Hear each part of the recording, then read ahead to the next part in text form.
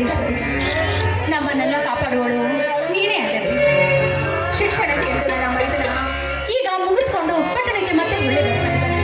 ಆದರೆ ಆದಷ್ಟು ಬೇಗ ನಮ್ಮ ಊರಿನಲ್ಲಿ ಅವನಿಗೊಂದು ಉದ್ಯೋಗ ಸಿಗಲೆಂದು ನೀನೇ ನಮ್ಗೆ ಆಶೀರ್ವಾದ ಮಾಡಮ್ಮ.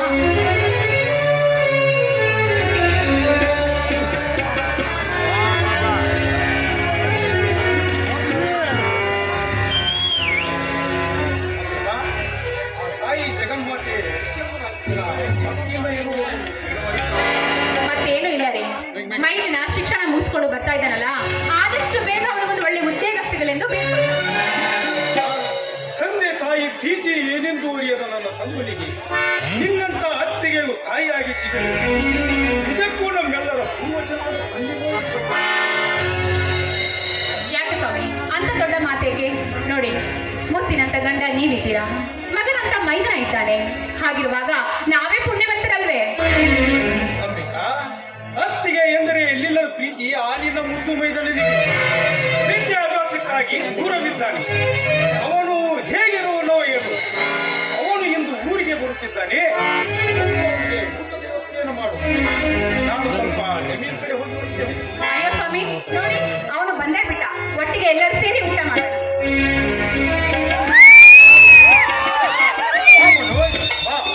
ಇನ್ನ ವಿಷಯವನ್ನೇ ಪರೀಕ್ಷೆ ಎಲ್ಲ ಹೇಗಾಯ್ತಪ್ಪ? ಚೆನ್ನಾಗಾಯ್ತು ಅಣ್ಣ. ಅಣ್ಣ, ಅತ್ತಿಗೆ ಆಶೀರ್ವಾದ ಮಾಡಿ.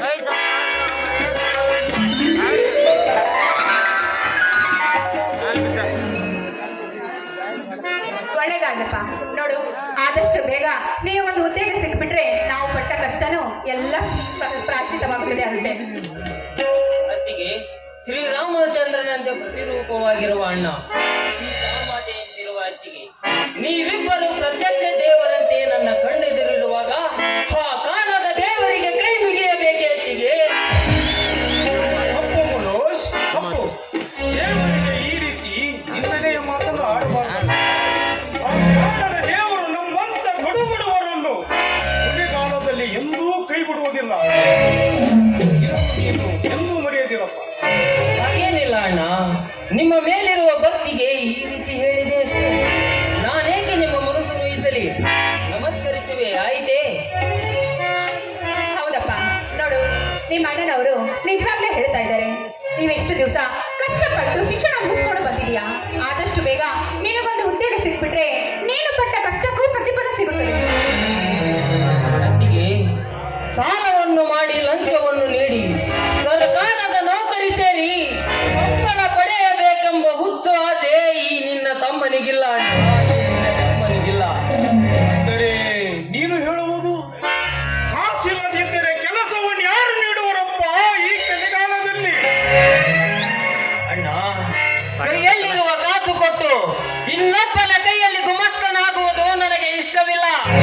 ಈ ಎತ್ತಿನ ಕೆಲಸ ಸಿಕ್ಕರೆ ಸರಿ, ಇಲ್ಲದಿದ್ದರೆ ಲೋಕಕ್ಕೆ ಅನ್ನವನ್ನು ನೀಡುವಂತ ನಿಮ್ಮಂತ ರೈತನಾಗಿ ನೇಗಿಲು ಹಿಡಿಯಲು ಸಿದ್ಧ.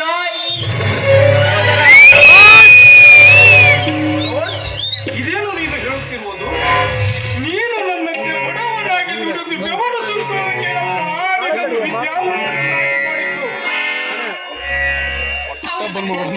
ಹೇಳ್ತಾ ಇರೋದು ನಾವು ಪಡುವ ಕಷ್ಟಗಳೇ ನಮ್ಗೆ ಸಾಕಾಗಿದೆ. ಅದರಲ್ಲಿ ಯಾವ ಕಷ್ಟ ನೀನು ಪಡಬೇಕಿಲ್ಲ. ಬೇಡ, ನಿನಗೊಂದು ಉದ್ಯೋಗ ಸಿಗ್ಲಿ ಅಷ್ಟೇ ಸಾಕು.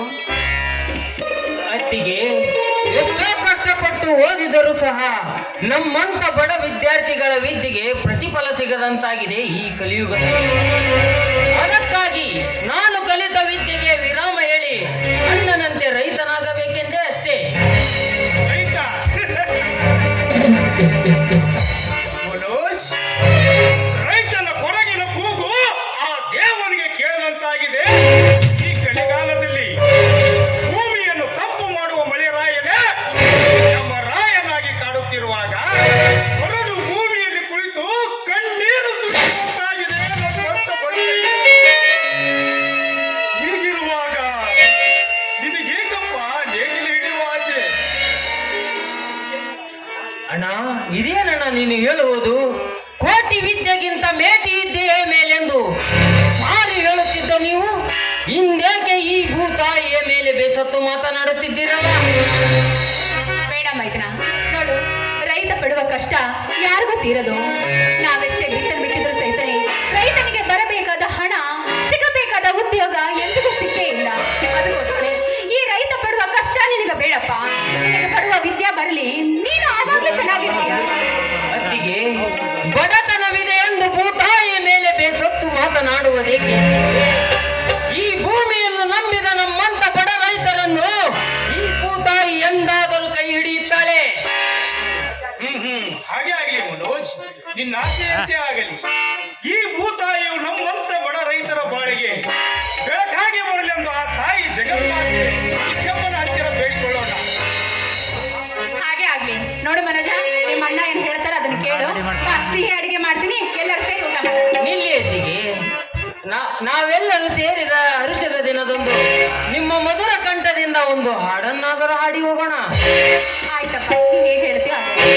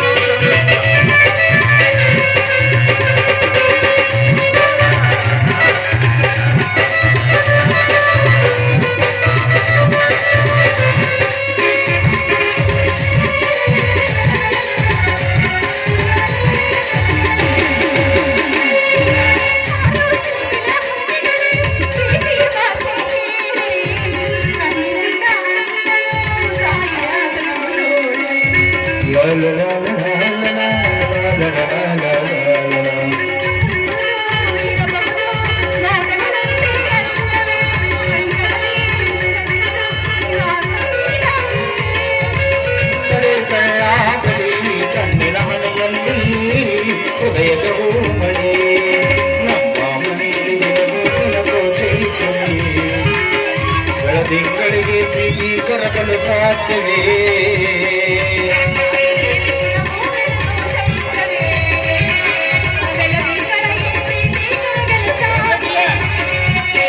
ತಿಂಗಳ ಬೆಳಕಿನ ಅಂಗಳದಲ್ಲಿ ಅರಳಿದ ಪ್ರೀತಿಯ ಅನುರಾಗ ಎಂದು ನಾಚಬೇಕು ಸ್ವರ್ಗವಿನ ಸಂಸಾರ. ತಿಂಗಳ ಬೆಳಕಿನ ಅಂಗಳದಲ್ಲಿ ಅರಳಿದ ಪ್ರೀತಿಯ ಸಂಚಾರ. ನಮ್ಮೊಳಗೆ ನಮ್ಮೊಳಗೆ ನಮ್ಮೆದುರೊಳಗೆ ಆ ಸಾವಿರ ಕನಸು